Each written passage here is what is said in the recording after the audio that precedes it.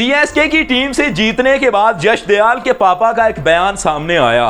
उन्होंने कहा कि जब मेरा बेटा 5 करोड़ के अंदर बिका था आरसीबी की टीम के लिए तो उस वक्त लोगों ने मुझे मैसेजेस किए, लोगों ने मुझे कॉल्स की कि इसकी इतनी कीमत तो नहीं बनती थी। आपको बहुत बहुत मुबारक हो कि इसको 5 करोड़ मिल गए, इसको तो इतने मिलने बनते नहीं थे। आरसीबी वालों ने पैसा जाया कर दिया तो अलग बात है, लेकिन आपके बेटे की इतनी कीमत नहीं बनती थी। और उनका कहना था कि आज वही लोग मुझे फोन करके मुबारकबाद दे रहे हैं। यश दयाल के पापा ने कहा कि वही लोग मुझे ये कह रहे हैं कि आपका बेटा सच में हीरा है, आपका बेटा किसी डायमंड से कम नहीं है। अब उन लोगों के बयान कैसे बदल गए, उन्होंने इस चीज को एक मजाक के अंदर ले लिया।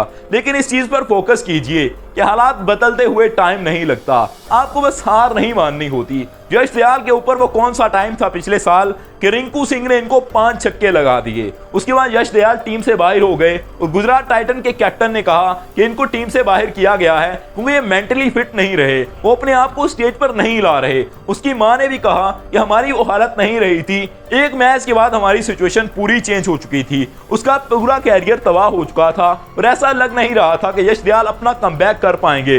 यश दयाल को आगे मौका ही नहीं दिया गया और उनकी जगह पर मोहित को टीम के अंदर शामिल कर लिया गया। फिर ये चीज देखने को मिली कि यश दयाल को गुजरात टाइटन ने रिलीज कर दिया और आरसीबी की टीम जो कि इस चीज के लिए अहम मानी गई कि उन्होंने इस दफा कैमरन ग्रीन को भी उठाया, तो कैसे प्लेयर को 17.5 करोड़ के अंदर उठाया, इसको एमआई ने रिलीज किया था और गुजरात टाइटन से छोड़े हुए एक प्लेयर को यश दयाल को इन्होंने पिक कर लिया। यश दयाल को जब इन्होंने पिक किया तो सवालात उठने लगे कि कुछ भी कचरा आरसीबी को दे दो, आरसीबी खरीद लेगी। ना इन्होंने ट्रॉफी जीतनी है, ना इन्होंने मैचेस जीतने हैं और कचरा इनसे जितना मर्जी खरीद लो, और इनके पास अगर कचरा रहेगा तो ये कभी जीत नहीं पाएंगे। इस तरह की बातें होती नहीं, लेकिन आरसीबी के कैंप के अंदर कोई जूं तक नहीं रेंगी। इन्होंने अपनी परफॉर्मेंस पर फोकस किया, पहले मैचेस हारे लेकिन उसके बाद जैसा कमबैक किया, ऐसा हिस्टोरिकल कमबैक ना तो किसी इंटरनेशनल इवेंट के अंदर कभी देखने को मिला, ना कभी आईपीएल के अंदर देखने को मिला। और इसके अंदर अहम किरदार रहा यश दयाल का। यश दयाल ने जिस दिन एमएस धोनी को ओवर किया तो यश दयाल के पापा का कहना था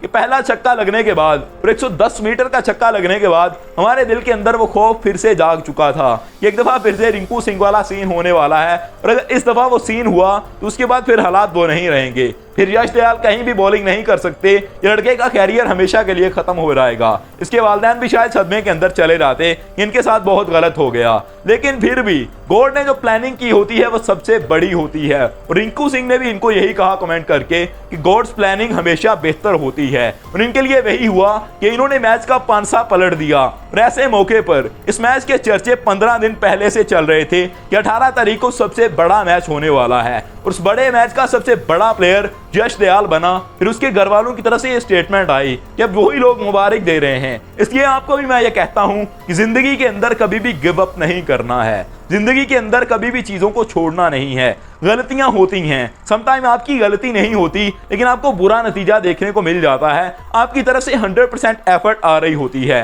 लेकिन समटाइम ऐसे होता है कि आपकी गलती होती है, उसको थोड़ा सुधारने की जरूरत होती है। अपनी गलतियों को सुधारिए, जो किस्मत का लिखा है वो गलत हो रहा है तो उसे होने दीजिए, आने वाला कल बहुत बेहतर होगा। यही हमें सीख मिलती है यश दयाल से। Subscribe the channel for more videos. Thank you, I love you to be with us.